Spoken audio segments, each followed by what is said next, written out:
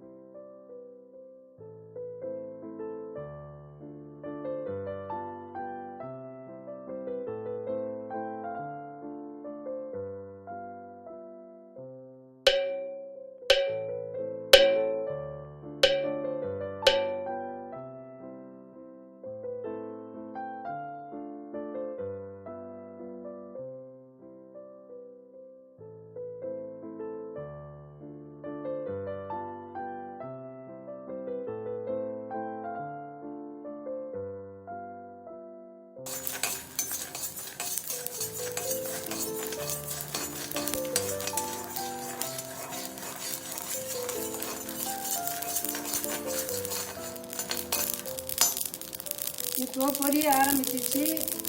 எடுத்து கொட்டிக்கலாம். அடுத்தது மல்லி 2 ஸ்பூன் போட்டுக்கலாம்.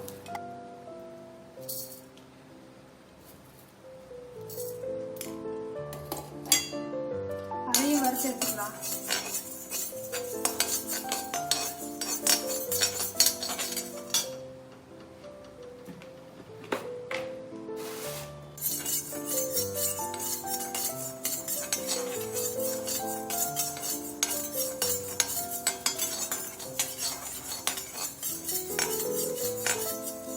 வாசனை வர வரைக்கும் வருங்க.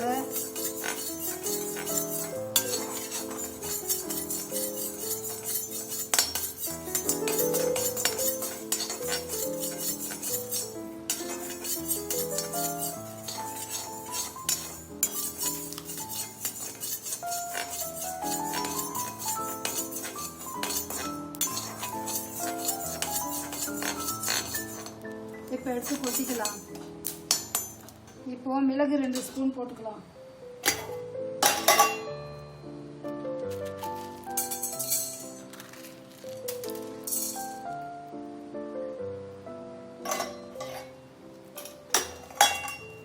இப்போ இதையும் வறுத்து எடுத்துக்கலாம். லைட்டாக பொரிய ஆரம்பிக்கும் போது நிறுத்திட்டு எடுத்து கொட்டிக்கலாம்.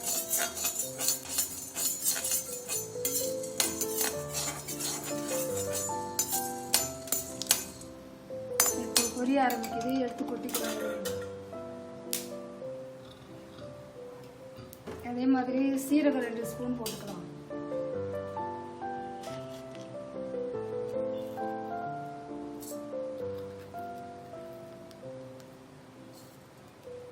இதையும் வறுத்து எடுத்துக்கலாம்.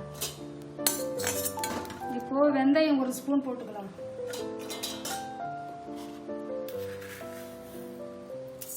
இதையும் வறுத்து எடுத்துக்கலாம். சிவப்பு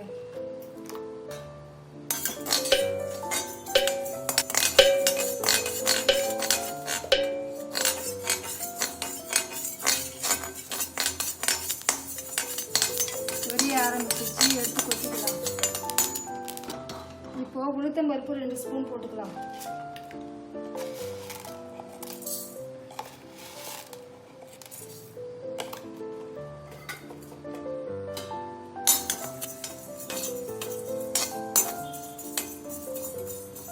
செவந்துடுச்சு. இப்போ எடுத்துக்கலாம்.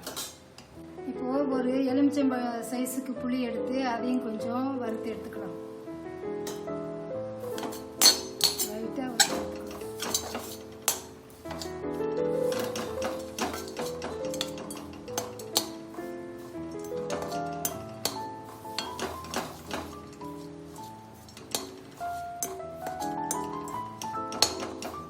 இப்போது பெரிய வானில் வச்சு இந்த கீரையை மீதி எல்லாத்தையும் வதக்கி எடுத்துக்கலாம்.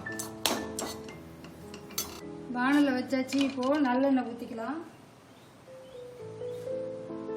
இதுக்கு முதல்ல கொஞ்சமாக எண்ணெய் ஊற்றிப்போம். அப்புறம் ஒரு 1/4 லிட்டர் அளவுக்கு எண்ணெய் தேவைப்படும்.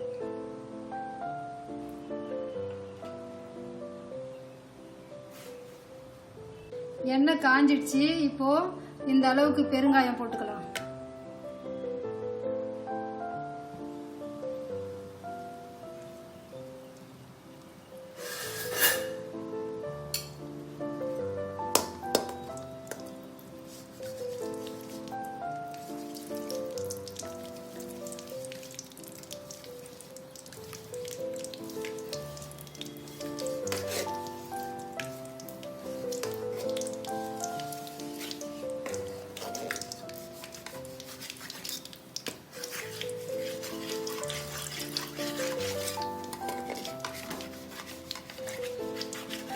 இப்போ பெருங்காயம் பொரிஞ்சிடுச்சு. பச்சை மிளகாயை போட்டுக்கலாம்.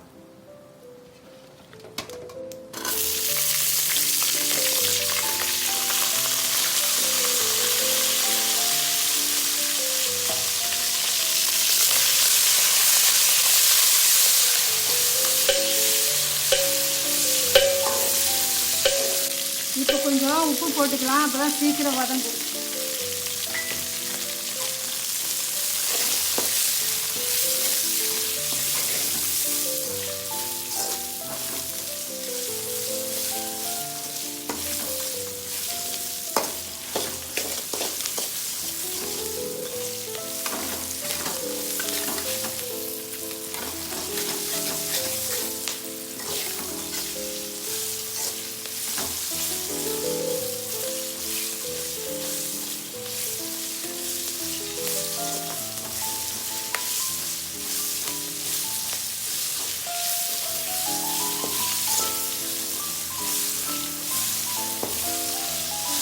இப்போ நசுக்கி வச்சுக்கிற பூண்டை போட்டுக்கலாம்.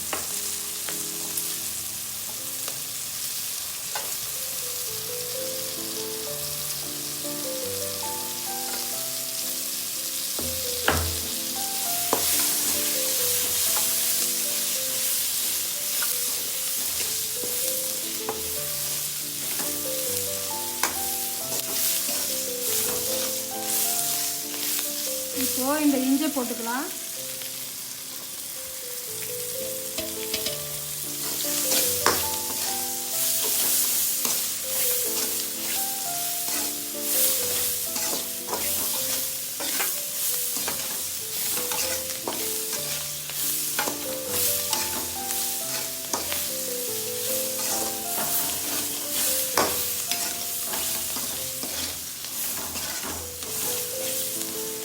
பச்சை மிளகாய் தான் இந்த கீரைக்கு ரொம்ப டேஸ்ட்டை கொடுக்கும். காஞ்ச மிளகாயெல்லாம் போட்டால் அவ்வளோ நல்லா இருக்காது.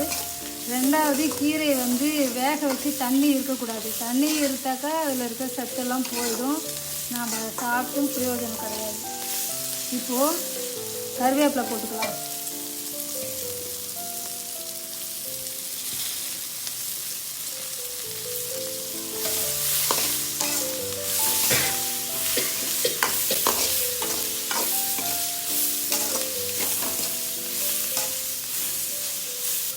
இப்போ புதினாவை போட்டுக்கலாம்.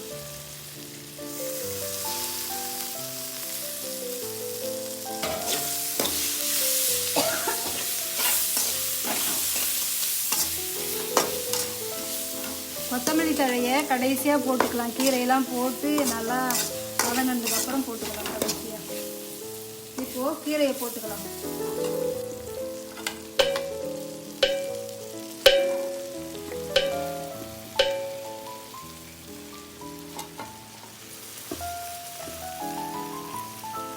வதங்க கொஞ்சம் கொஞ்சமாக போட்டுக்கலாம்.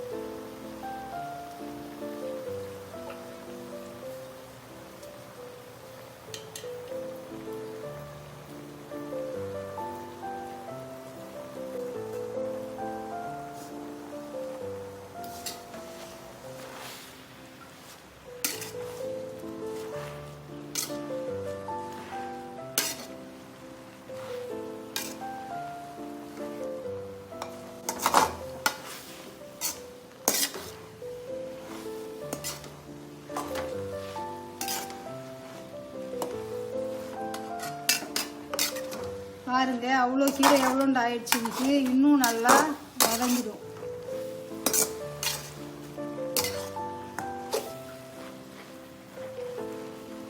இதுவே நல்லா வெந்துடும் கீரை.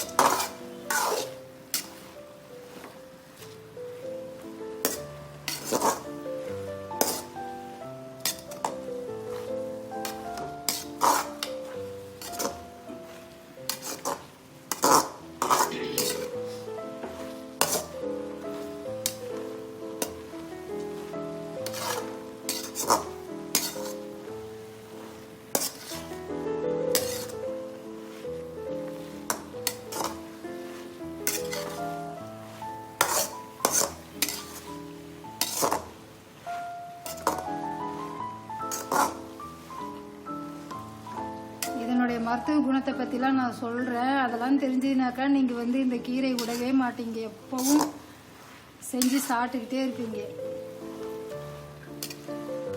இருங்க, இப்போது தேவையான உப்பு போட்டுக்கலாம். இந்த கீரைக்கு பத்தலைனாக்கா அப்புறம் திரும்ப போட்டுக்கலாம். ஏற்கனவே ஒரு ஸ்பூன் போட்டிருக்கேன், இப்போ ஒரு ஸ்பூன் போட்டிருக்கேன். பத்தலைன்னா திரும்ப போட்டுக்கலாம்.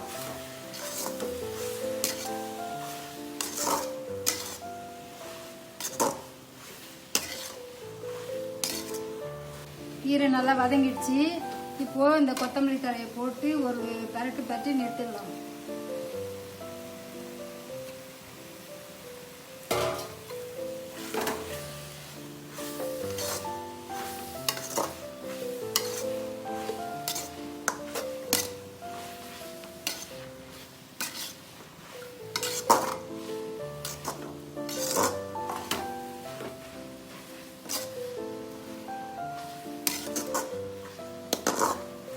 வதங்கண்டு போதும், கீரை ஆறட்டும். அதுக்குள்ளே அடுப்பை நிறுத்திட்டு அந்த வறுத்ததெல்லாம் அரைச்சிட்டு வந்துடலாம். இப்போ பாருங்கள், தூள் அரைச்சிட்டு வந்தாச்சு அந்த வறுத்ததை. இப்போ கீரை ஆறிடுச்சு, அதையும் அரைச்சின்னு வந்துடுவோம். பாருங்கள், கீரையும் அரைச்சின்னு வந்தாச்சு. இப்போ நம்ம இதை வானலில் போட்டு வதக்கிக்கலாம். வானல் வச்சுட்டு நல்லெண்ணெய் ஒரு 150 ஊற்றிக்கலாம். முதல்ல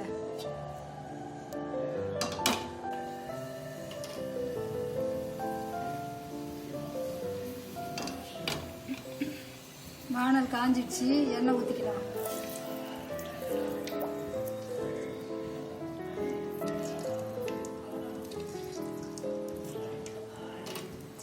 இது சுத்தமான நல்லெண்ணெய். அதே மாதிரி நல்லெண்ணெய் வாங்கி அதில் செய்யுங்க, உடம்புக்கு நல்லது.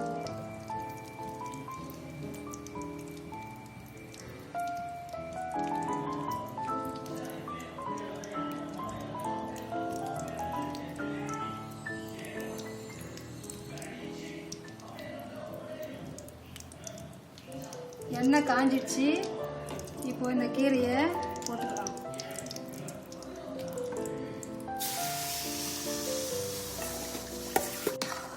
பாருங்க,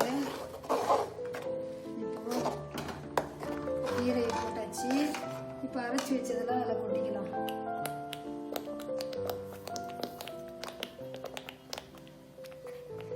இப்போ நல்லா சுண்டுற வரைக்கும் கிண்டிக்கிட்டே இருக்க வேண்டியதுதான்.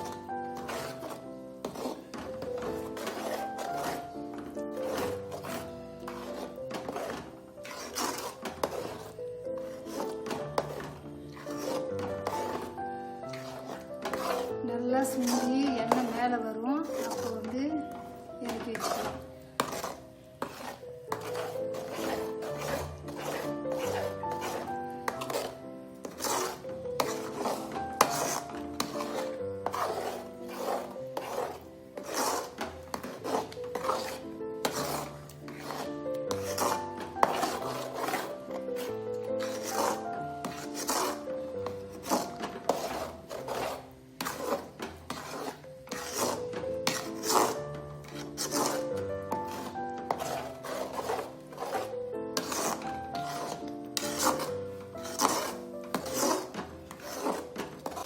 பாருங்க, எல்லா எண்ணெயும் இழுத்துக்கிச்சு. இன்னும் நல்லா சுண்டின உடனே எண்ணெய் இது கட்டும். அதுக்கப்புறம் தான் நம்ம நிறுத்தணும். அது வரைக்கும் கொஞ்ச நேரம் கிண்டிக்கிட்டே இருக்கணும்.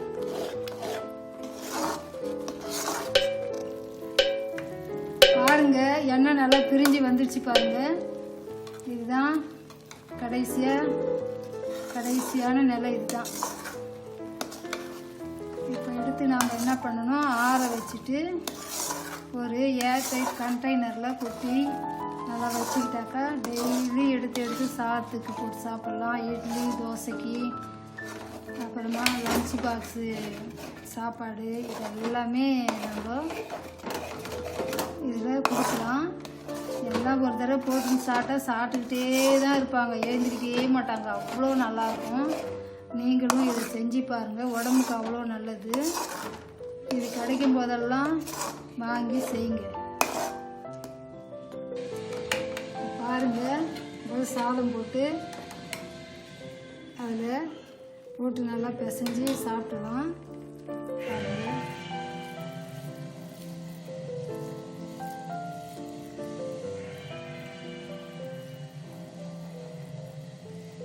பாருங்கள், நல்லா இருக்கும். இதே மாதிரி நீங்களும் செஞ்சு சாப்பிடுங்க. அப்புறமா புளியை தண்ணியில் வறுத்ததுக்கப்புறம் தண்ணியில் கொஞ்ச நேரம் ஊற வச்சு அதுக்கப்புறம் கீரையோட சேர்த்து அரைங்க. இதில் மஞ்சத்தூளும் சேர்க்கலாம். நீங்கள் வேணுனாக்கா சேர்த்துக்கோங்க, நான் சேர்க்கலை.